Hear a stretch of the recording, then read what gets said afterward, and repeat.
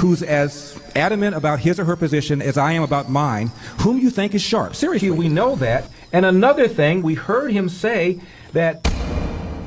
Hey, sports fans, Larry Elder here. Welcome to another edition of And Another Thing. This is edition number 105. If you'd like to become an Eldorado, and I suggest that you do, go to LarryElder.com, fill out the form. You're going to get a free copy of Michael and Me. That's my feature-length documentary where I explore the history of the Second Amendment and where I actually ambush Michael Moore. So check it out, LarryElder.com.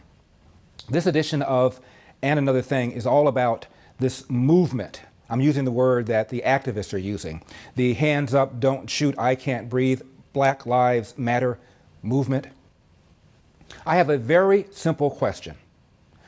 What makes you believe that these recent incidents where police have shot and killed young black men have anything at all to do with race? Let's go over them. Sanford, Florida, Trayvon Martin, George Zimmerman. What about that encounter suggests that George Zimmerman was motivated by race? In fact, an NBC editor had to edit him volunteering the race of Trayvon Martin to make it look as if George Zimmerman was a bigot, when in fact he was simply responding to a dispatcher who asked what the race of the individual was. George Zimmerman's mom is Latina. He had black friends. Where was the connection to what George Zimmerman did to Trayvon Martin, however you feel about it, that had anything at all to do with race? The little boy in Cleveland, 12-year-old boy in Cleveland. He was wielding a pellet gun, not a toy gun, as it has been falsely reported and continuously is falsely reported.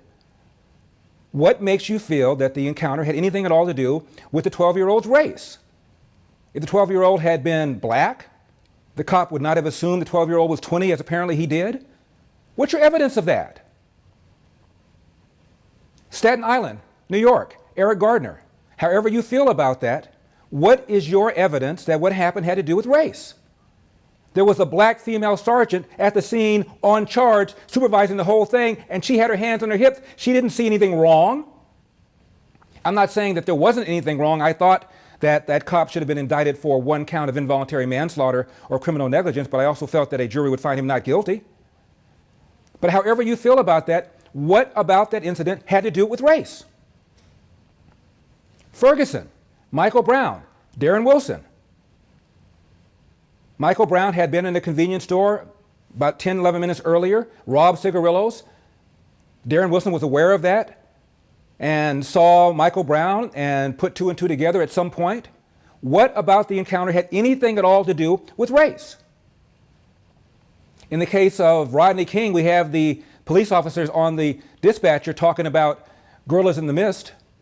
But here you've got nothing. Is there something about Darren Wilson's past that suggests he's a bigot?